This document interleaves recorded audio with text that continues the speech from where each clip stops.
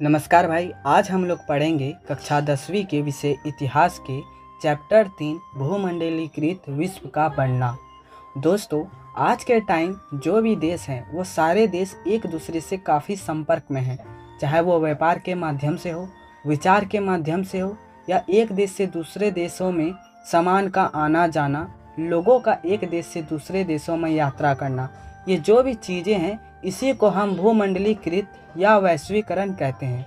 ठीक इसी प्रकार आज से हजारों साल पहले भी लोग इसी तरीके से यात्रा करते थे, चाहे वो काम की तलाश में हो, पूंजी के लिए हो या अन्य चीज़ों के लिए हो। फर्क इतना था कि उस टाइम का वैश्वीकरण उतना आसान नहीं था जितना कि आज है। आज के समय टेक्नोलॉजी आने से वैश्वीकरण आसान हो गई है पहले की तुलना में। इस अध्याय में हम लोग देखेंगे कि तब से लेकर आज तक के जितने भी वैश्वीकरण में बदलाव आया है उसका एक अलग इतिहास रहा है। उसी इतिहास को हम लोग इस अध्याय में पढ़ेंगे। तो इस चैप्टर की शुरुआत जो है आज से हजारों साल पहले हो गई थी। पहले हम लोग समझते हैं कि आखिर में वैश्वीकरण की एक सटीक परिभाषा क्या हो सकती है। एक ऐसी आर्थिक व्यवस्था जिसके अंतर्गत मालों का, सेवाओं का, विचारों का, मुद्राओं का एक देश से दूसरे देश में विश्व स्तर पर आवाजाही की प्रक्रिया को वैश्वीकरण या भूमंडलीकृत कहते हैं।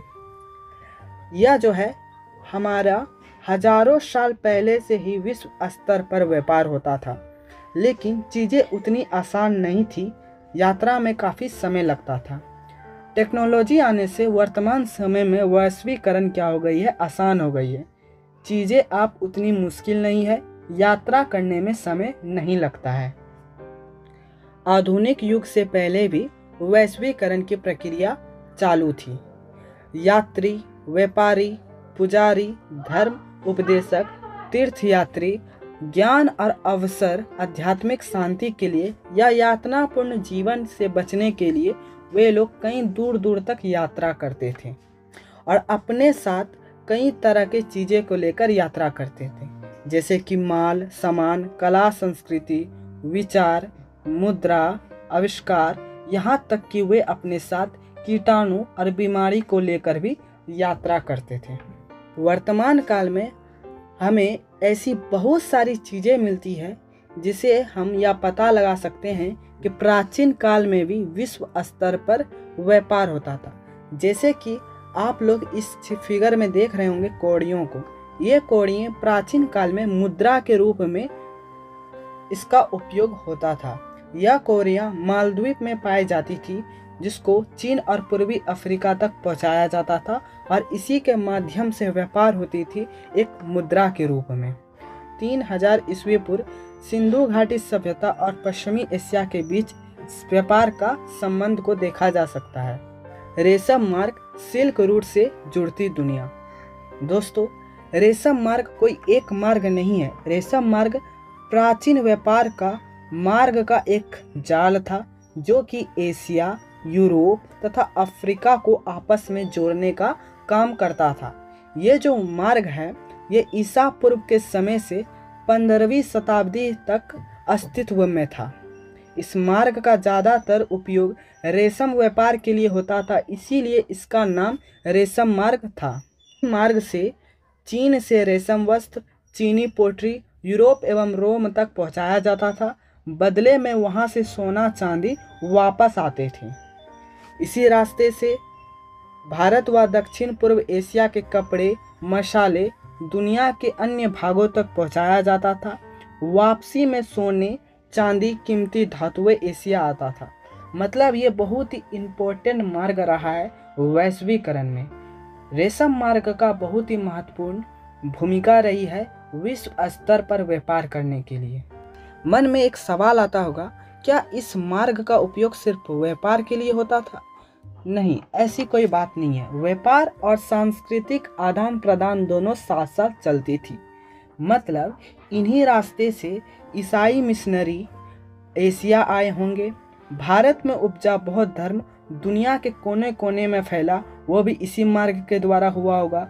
मुस्लिम धर्म उपदेशक दुनिया में फैले, वो भी इसी मार्ग के थ्रू फैले होंगे। भोजन की यात्रा, स्पेगेटी और आलू। दोस्तों, जैसे कि हमने पढ़ा कि लोग काफ़ी दूर दूर तक यात्रा करते थे, तो वह यात्रा अकेले नहीं करते थे, बल्कि उनके साथ साथ उनके द्वारा भोजन भी यात्रा करती थी। लोगों के साथ तरह तरह की भोजन भी यात्रा के दौरान एक जगह से दूसरे जगह जाते थे। जैसा कि यहाँ पे हम उदाहरण के तौर पर देखेंगे, ये जो नूडल्स है ये चीन की उपज है, पर पश्चिमी देशों में इसी नूडल्स को हम लोग स्पेगेटी के नाम से जानते हैं। ठीक उसी तरह पास्ता ये अरब की उपज है और हम लोग इस देश इटली देश में इसे सिसिली के नाम से भी जानते हैं। सामान्य भोजन जैसे आलू, मूंगफली, सोया, मक्का, टमाटर, हरी मिर्च और शकरकंद, ये सारे के सारे आज से 500 साल पहले हमारे पूर्वज ये हमारे पास नहीं थे। वो भला हो क्रिस्टोफर कोलंबस का, जिन्होंने गलती से अमेरिका की खोज की। कहा जाता है कोलंबस यूरोप से निकले थे भारत की खोज पर, परंतु गलती से इन्होंने अमेरिका की खोज कर दी और अमेरिका में इन सभी का उपज बहुत ही बढ़िया था। अमेरिका का मतलब है यहाँ से उत्तरी अमेरिका, कैरेबियन द्वीप समूह और दक्षिण अमेरिका, ये तीनों को मिलाकर हम लोग अमेरिका बोलते हैं। दरअसल हमारे बहुत सारे खाद्य पदार्थ अमेरिका के मूल निवासियों यानी अमेरिकन इंडियनों से हमारे पास आई है।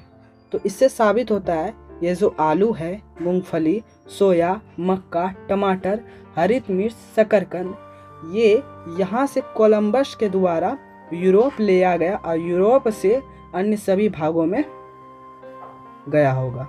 कई बार नई फसलों के आने से जीवन में जमीन आसमान का फर्क पड़ता है। इसको हम लोग एक एग्जाम्पल से समझते हैं जो कि आपके बुक में भी है। साधारण से आलू का इस्तेमाल करने से यूरोप की गरीबों की जिंदगी क्या हो गई थी, बदल गई थी। उनका भोजन बेहतर हो गया था और जीवन की औसत आयु बढ़ने लगी थी। लेकिन आलू के ही कारण कई लोगों की मौत हो गई। ये कैसे हुआ? कहा जाता है 1840 ईस्वी के समय की बात है ये, जब यूरोप के लोग आलू पर पूरी तरीके से निर्भर हो गए थे। मतलब जब कोलंबस द्वारा अमेरिका से खोजे आलू को यूरोप में ले जाया गया, तो ये जो थी वहाँ के लोगों के जो गरीब लोग थे उनकी ज़िंदगी बदल गई थी और वहाँ के जो उनका जो भोजन था वो बेहतर हो गया था, क्योंकि आलू आसानी से उपज हो रही थी और जीवन की जो औसत आयु थी वो बढ़ने लगी थी। और इस कदर आलू पे ये लोग डिपेंड हो गए थे, इस कदर निर्भर हो गए थे कि आलू के अलावा कोई और फसल वो लोग उपज करते ही नहीं थे। तो इसका परिणाम क्या हुआ? एक यूरोप के देश आयरलैंड में किसी बीमारी के कारण आलू की फसल क्या हो गई थी, खराब हो गई थी। आलू की फसल खराब होने के कारण 1845 से 1849 के बीच भूखमरी के कारण काफ़ी लोगों की मृत्यु हो गई थी। करीब 10 लाख लोगों की मृत्यु हो गई थी। इसी घटना को इतिहास में आयरिश आलू अकाल के नाम से भी जाना जाता है और इससे परेशान होकर इससे दोगुने लोग काम की तलाश में अपना घर बार छोड़कर दूसरे इलाके में चले गए थे। विजय बीमारी और व्यापार। 16वीं सदी के आसपास यूरोप एशिया को खोजा, साथ ही अमेरिका की खोज भी समुद्र मार्ग के द्वारा हो गई थी। समुद्र मार्ग के द्वारा कई नए देशों को खोजा गया, जैसे अमेरिका की खोजने से और समुद्र मार्ग का सटीक ठीक पता लगने से यूरोप के बाजार में काफ़ी फायदा हुआ, व्यापार करने में काफ़ी आसान हो गई थी। 16वीं सदी में अमेरिका बहुत ही संपन्न था संसाधनों के मामले में। अनेक प्रकार की यहाँ फसल उपज थी। कीमती धातुएं जैसे सोना एवं चांदी पेरू और मेक्सिको के खदानों में मिलने लगा था। उन दिनों लोगों के बीच एक अफवाह थी कि अमेरिका में सोने का शहर है एल डोराडो के नाम से बहुत प्रचलित था और ये अफवाह था, माना जाता था कि वहाँ पर एक शहर है जो कि पूरी तरीके से सोने का है, वहाँ पे हर चीज़ सोने का है। इसी के लालच में यूरोप से पुर्तगाली और स्पेनिश विजय का सिलसिला शुरू हो गया। यूरोप ने सोचा कि अब अन्य देश को उपनिवेश बना लेना चाहिए। आप यहाँ पर समझते हैं कि उपनिवेश का मतलब क्या होता है। उपनिवेश का मतलब होता है किसी दूसरे देश द्वारा किसी दूसरे देश में शासन, वहाँ की संसाधनों का सिर्फ उपयोग होता है और उस देश का विकास जो है वो ना के बराबर होता है, तो वैसा देश उपनिवेश कहलाता है। और जो उस पर शासन करता है वैसे देश को औपनिवेशिक कहते हैं। तो यहाँ पे यूरोप औपनिवेशिक है और अमेरिका उपनिवेश है। यूरोप ने सोचा कि अब हम दूसरे देशों को उपनिवेश बनाएंगे, उन पर कब्जा करके वहाँ के संसाधनों का उपयोग करेंगे। तो यूरोप वाले का शुरू से ही है, वो ना ही सैनिक बल का यूज करते थे और ना ही हथियार का बल से मतलब हथियार का यूज करते थे। उनका कुछ ना कुछ अलग चीज़ रहता था। जैसे भारत में ही वो लोग राज किए, तो यहाँ पे क्या था उनका थ्योरी, तो फूट डालो और राज करो।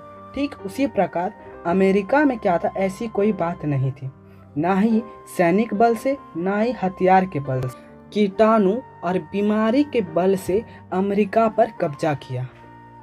हम लोगों ने पहले ही पढ़ रखा है कि अमेरिका दुनिया से अलग थलग था। अलग थलग रहने के कारण वहाँ के जो लोगों के शरीर में था, यूरोप से आने वाली बीमारियों से बचने के लिए रोग प्रति क्षमता नहीं थी, जैसे कि चेचक। यूरोप वाले जब अमेरिका गए, पुर्तगाल और स्पेनिश, तो वहाँ पर वो लोग चेचक कीटाणु बीमारी लेकर गए, जिसको अपने यहाँ भारत में छोटी माता कहते हैं। जिसके कारण क्या हुआ, वहाँ पे उन लोगों के शरीर में प्रतिरोधी क्षमता कम थी, जिसके कारण एक बहुत बड़ी आबादी समाप्त हो गई। यूरोप बहुत ही आसानी से मतलब बिना कोई हथियार का उपयोग किए अमेरिका पर क्या कर लिया, कब्जा कर लेता है।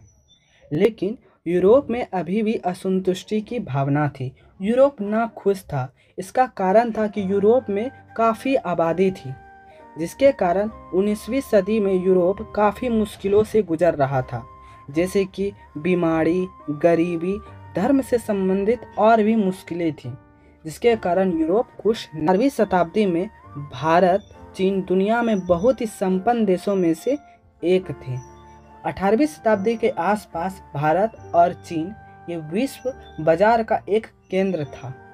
लेकिन 15वीं शताब्दी के आसपास चाइना अपने आप को दुनिया से अलग थलग कर लेता है, मतलब दुनिया से अलग हो जाता है, विश्व बाजार से ये अपने को अलग कर लेता है, जिसके कारण अमेरिका का महत्व बढ़ने लगा और विश्व व्यापार का केंद्र यूरोप बन गया।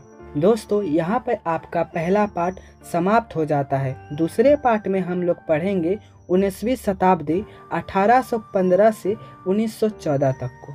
अगर आप चैनल पर नए हो तो चैनल को सब्सक्राइब कर लीजिए। टारगेट है 1000 लाइक एंड 100 सब्सक्राइब।